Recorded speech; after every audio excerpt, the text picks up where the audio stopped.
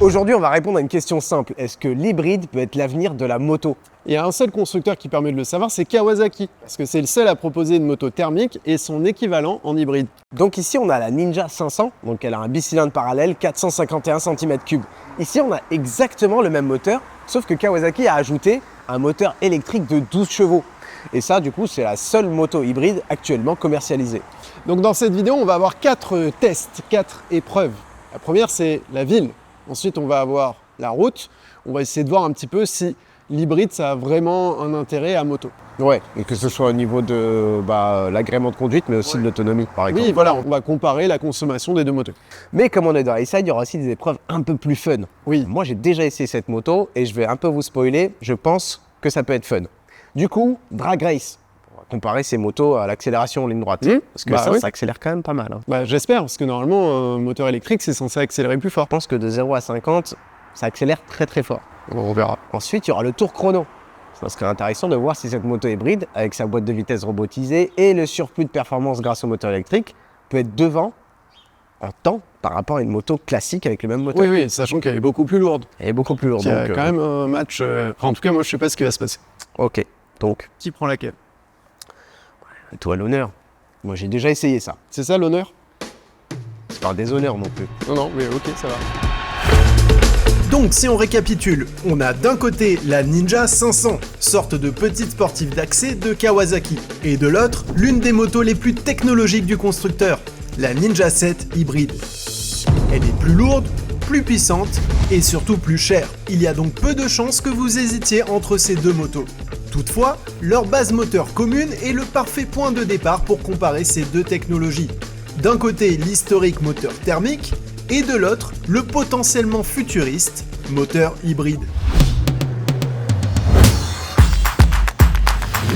Et pour cela, on commence notre périple dans la ville de Béziers. L'occasion de s'acclimater au fonctionnement de l'hybride, mais surtout de faire notre première épreuve, la consommation en ville. Ah ouais, putain, elle a démarré. T'as vu, c'est bizarre, hein? Ouais, mais elle a démarré super tôt. Ouais, c'est le mode hybride. Ouais, Genre, pas mal, tout ce qui est manœuvre à basse vitesse, démarrage au feu et tout, c'est en électrique. Et après, t'as le moteur thermique qui prend le relais. D'accord. Ah là, elle s'est remise en électrique.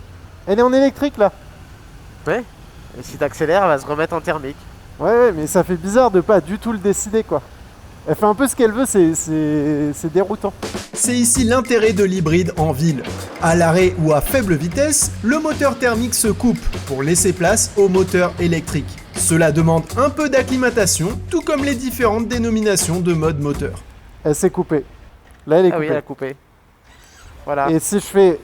Attends, je Là, vais redé- là, Attends, tant je suis que en t'as- 4. C'est un chantier. Ah, et là, elle a redémarré.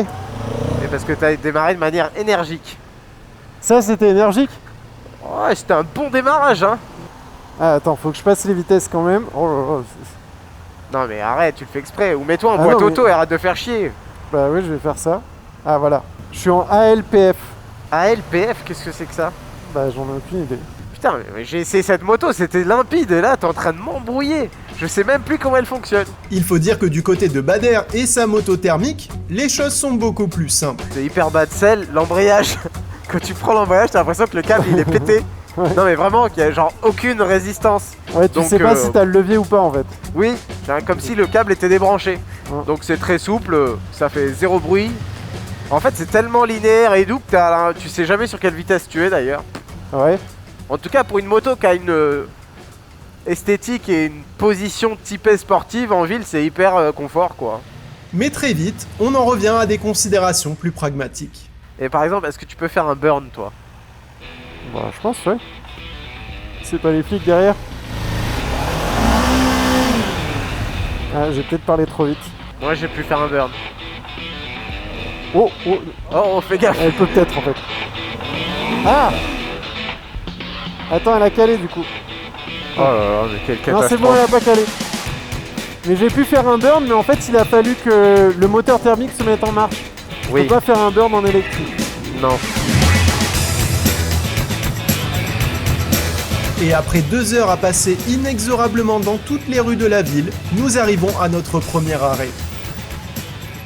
C'était cool. On a roulé quoi, 2 heures? En termes de sensations, c'était foudroyant. 2 heures, 30 bornes. Moi, elle me donne 2 litres 9 au 100. Et moi, conso moyenne 5 litres 3, donc je suis à presque 2 fois. Tu payes ou c'est moi qui paye? Bon, ça va, tu peux payer, t'es à côté de la C'est pompe. toujours moi qui paye. Bah oui. Alors demande pas.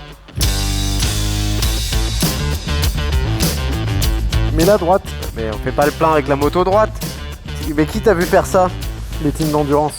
Malgré quelques désaccords sur le remplissage des réservoirs, la pompe nous confirme ce que l'on pensait. L'hybride a consommé 2 fois moins dans nos conditions d'essai en ville.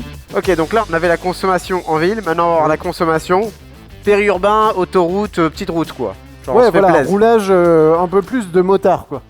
Allez, Donc elle a gagné la première épreuve, on est d'accord. oui, Ok, bah faut le dire en fait. d'accord. Faut toujours qu'on te félicite toi. Hein. Bah à chaque victoire, donc effectivement c'est souvent.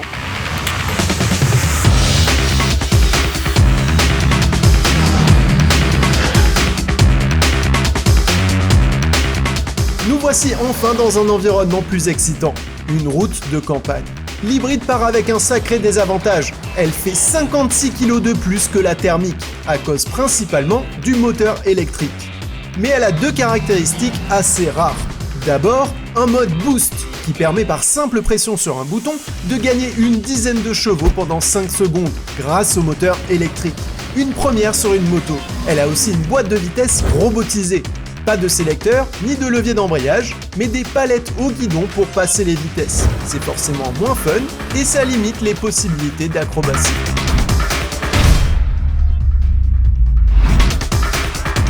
Alors le boost, quand t'as appuyé, qu'est-ce que t'as ressenti? En fait, c'est une poussée électrique, donc c'est la même poussée tout le temps. Tu vois, c'est pas comme de la suralimentation ou un truc comme Ouais, c'est d'un ça. coup une marche de couple, d'un coup. Et du coup, elle devient un peu prévisible. Quand t'es pas sur le bon régime, ça pousse comme si t'étais sur le bon régime. Et quand t'es sur le bon régime, bah ça pousse un peu plus que ce à quoi tu peux t'attendre. Bilan alors sur une petite route comme ça, dans un usage un peu plus fun, libéré, on va dire 0, t'es déçu, 5, t'es neutre, 10, c'est super, c'est génial. Ouais, je lui mettrais bien un 7. Ah oui, quand même. Hein. Tu vois, c'est quand même, ouais, c'est quand même du bon côté.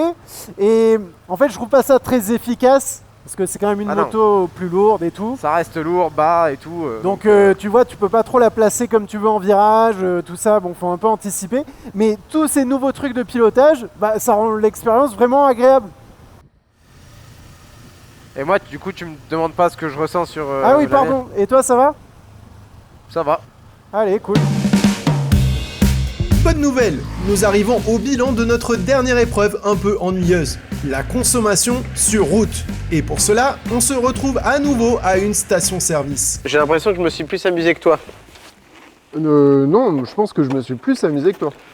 Bah, moi, en châssis, quand même, elle est cool, quoi. Alors moi en châssis elle est pas cool, mais Voilà. par contre tous les petits boutons et tout ça m'a amusé. Ça m'a occupé on va dire. Bon, là, en termes de conso, j'ai l'impression qu'on a inversé la Normalement oui, tendance. elle est plus lourde, donc forcément le moteur doit plus forcer pour la déplacer. Elle utilise moins l'électrique à ces vitesses-là. Donc, techniquement, celle-là doit en consommer moins. C'est ce qu'on va voir. 5 litres 7.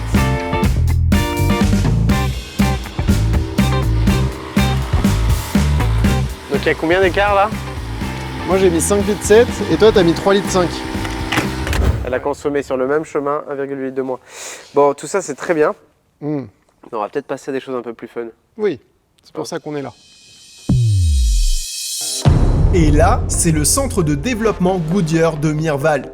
Parmi leurs pistes d'essai, nous allons utiliser leur circuit de vitesse et sa ligne droite de 800 mètres pour comparer l'accélération de nos machines de 0 à différentes vitesses. Avec cette petite boîte, on mesure l'accélération de 0 à, disons, 50 km/h. Ouais, sauf que je trouve ça intéressant de le faire de 0 à 30 km/h aussi. Parce qu'il y a plein d'endroits en ville où tu es limité à 30 km/h. Ouais, c'est vrai. Du coup, voilà, donc 0 à 30, 0 à 50, 0 à 100 km/h. 100. Pourquoi on fait pas 0 à 130 le dernier? À 130 km/h? Ouais. Ah, genre péage. Ah oui, et péage. Ça, c'est péage. Comment on fait? C'est peut-être pas bien que ce soit le plus vieux qui s'occupe de régler ça. Ta gueule. Allez, 3, 2, 1, go!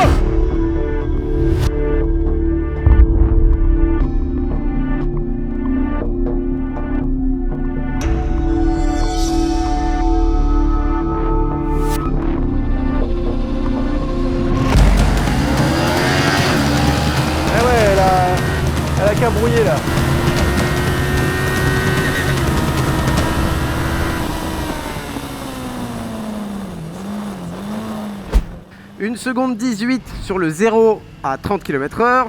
1 seconde 95 pour le 0 à 50.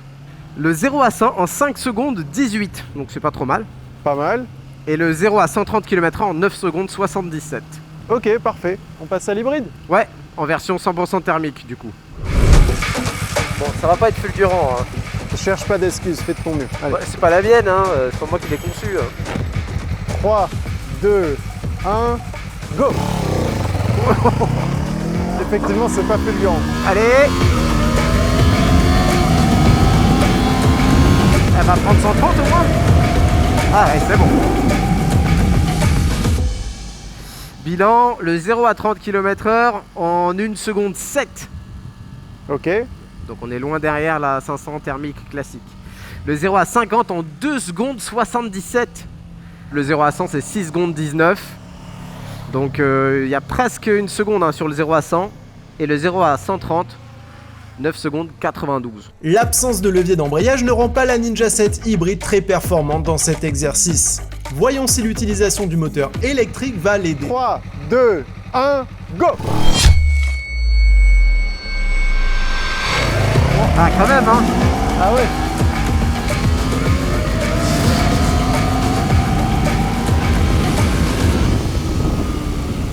Ah j'ai pris 1 G là ce coup-ci hein, quand même. Ah, bien. Ah c'est presque marrant, hein. Franchement ça fait des guilis dans le ventre. Hein. Ouais. 0 à 30, 1 seconde 02. Ouf. 0 à 50, 1 seconde 82. Ouais, pas mal. 0 à 100, 4 secondes 51. Et le 0 à 130, 8 secondes 02. C'est donc une victoire pour l'hybride sur cette épreuve de l'accélération.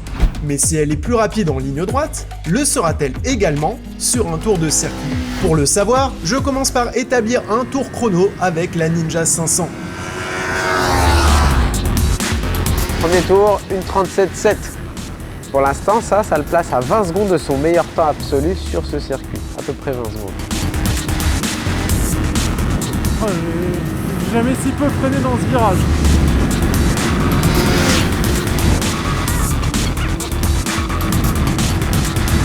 Alors c'est pas très rapide en ligne droite, mais étonnamment en virage ça va pas si mal. Hein. On sent que la moto est très légère quoi. Elle s'arrête facilement, on va changer de direction, il n'y a pas d'effort à faire. Non, franchement, ouais, c'est presque rigolo. Enfin, on sent qu'il y avait quand même la volonté d'essayer de faire un truc sportif quoi.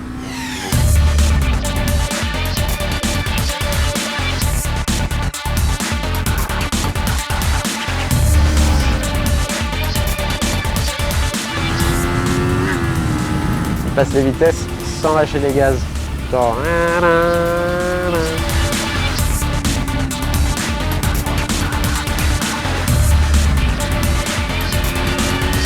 Ah, il est en train de remonter, il arrive. Allez, allez, allez, allez, allez.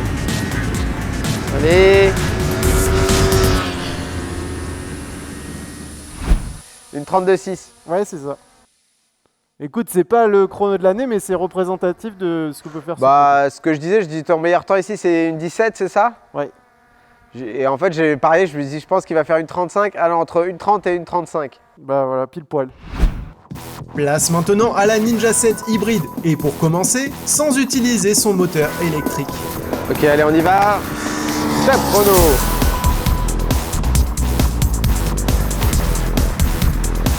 Je parle plus là. J'ai pris le premier virage. Silence radio. C'est pas bon signe. Alors autant sur route, je trouvais la boîte assez rapide, mais sur piste, elle est un poil lente. Hop. Ah, par contre là, le poids, wow. Le poids, le train avant. Et ça se plaint, et ça se plaint. Et le poids, et le train avant. Ah mais mec, le train avant, j'ai l'impression qu'il est dans le virage d'après à chaque fois. Elle est tellement longue. Ah oui. Ah, les palettes, c'est quand même pas mal quand il faut passer les rapports sur l'angle là. Ah, quand même, j'aime bien, il commence à dire. Ah ouais, ouais, franchement, les palettes, mec, pour passer les rapports sur l'angle, c'est la folie. Hein. En fait, les virages que j'arrive à prendre facilement à fond avec la 500, là, faut que je trajecte pile poil pour que ça passe, quoi. une 35-9. Et on continue, mais cette fois-ci en s'autorisant le droit d'utiliser le moteur électrique grâce au bouton Boost. Bon, déjà là ça arrive plus vite. Oh là, oui, ça arrive plus vite, ça arrive plus vite. Oh, oh, oh. Donc à chaque fois qu'il va appuyer sur le boost, il a pendant 5 secondes plus 10 chevaux et du couple supplémentaire. Une fois que la jauge se vide, il faut attendre 5 secondes que la jauge se remplisse pour de nouveau avoir le boost.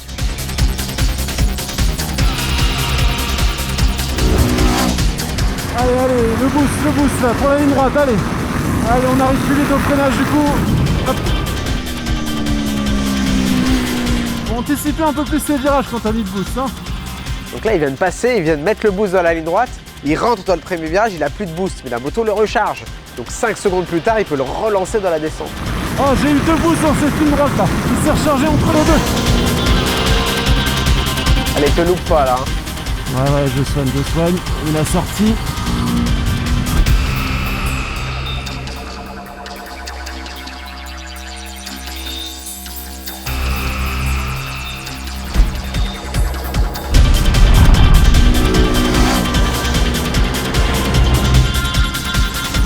Le boost, la vitesse. Là, t'es très bien là. Allez, le boost. Allez, soude. C'est là, c'est maintenant qu'il faut tout donner là. Allez, ma cocotte. Allez, il y a moyen là. Allez. Allez, 32-8. 32-8. C'est à 2 dixièmes. Ah, il a freiné, il abandonne. Bah ouais, là, je crois que je suis arrivé au bout là. Bah allez, rentre au stand qu'on débriefe de tout ça. Si on récapitule les scores. On va C'est celle-là encore qui- croire qu'on l'a fait exprès. Hein. Oui, bah comme d'habitude.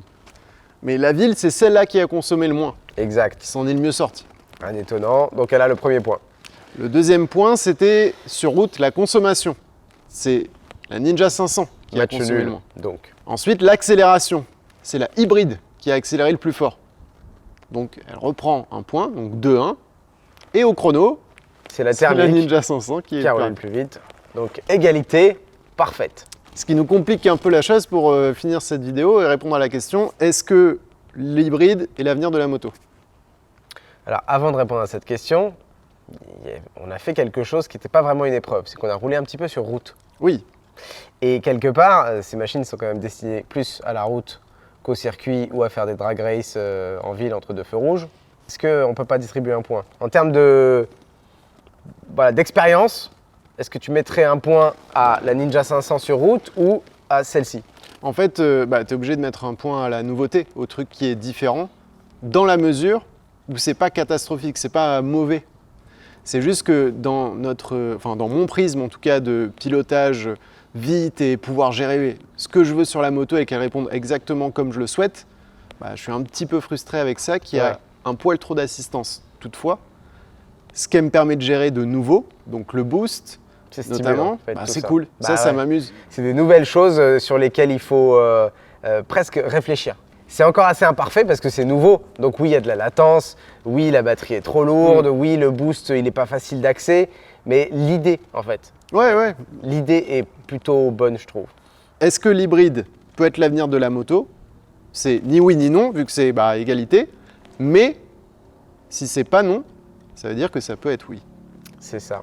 Donc, Et comme toi, c'est exactement ça que j'aime bien. mm, En tout cas, souvent, dans les nouveautés un peu farfelues, on a écarté quasi tout ce qui arrivait sur le marché. Là, je jette pas le bébé avec l'eau du bain. Je me dis, tiens, ça, mieux fait, sur une moto fun et tout, ouais, ça peut être cool. donc est-ce que l'hybride est l'avenir de la moto? Peut-être. Et c'est déjà pas mal.